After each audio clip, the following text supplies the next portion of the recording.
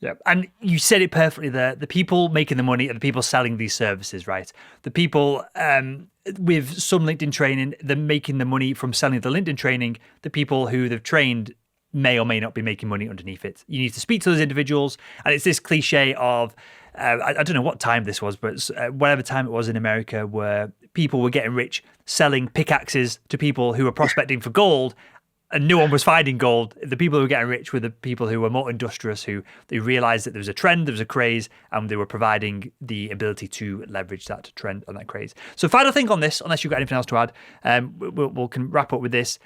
If you were looking for not necessarily social selling training, you were looking for, I don't know, you wanted to grow your business, Daniel. You wanted to do some Facebook ads. You were launching a brand new course or training, and you wanted to do launch your Facebook ads. You wanted to create a epic intro video and try and hopefully create a video that might go a little bit viral on the platform. And you wanted some production help. I'm sure you could write it and all that side of things yourself. But you wanted a crew to come in and film you and really polish things up. What kind of numbers, whether it's followers, whether it's engagement, however you would judge it, what would be a number that would make you go, oh, this person might be legitimate, I'll carry on my due diligence? And what number of followers or engagement or whatever it is would make you go, I'm not sure if I can trust this individual?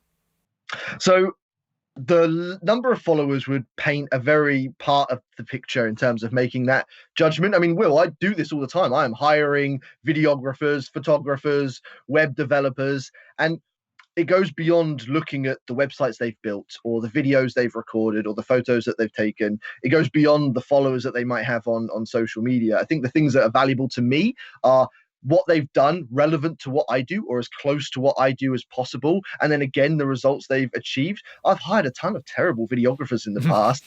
It sometimes looks like they do really good videos, and then what you end up getting isn't as good as you kind of hope it to be. So the proof tends to be in the pudding. I mean, I'm looking for a web developer at the moment, and what I'm looking for is someone that's done websites ideally within the space that I'm in, whether that's sales. You don't see it too much in the LinkedIn world, but I'm looking for people that have got credible results that they can show. And then I also want to see them demonstrate those ideas up front. I don't expect them to show me the website up front, but when we have that initial conversation, to come with ideas or have ideas through that conversation to say, this is what I'm thinking, where I think, yeah, okay, this is heading in the right sort of direction. But in terms of followers, again, if you're going to buy a social media course, you want to see that they have got a good audience. I mean, 20,000 would definitely probably be the minimum I'd want to see for a LinkedIn trainer.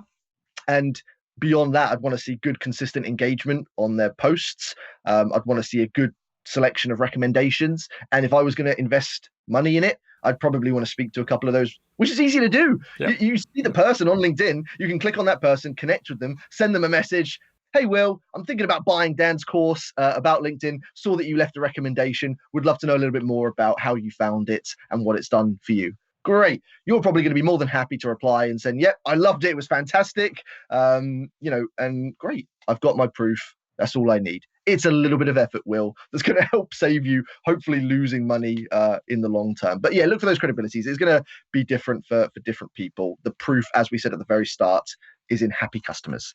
There are salespeople out there, trainers, experts, gurus. All they care about is selling volume. They just want to sell as many of their courses as possible. They don't care about the value it gives or who they help. And then there are people that actually want to help people and deliver a result. It's usually quite clear the difference between those two people.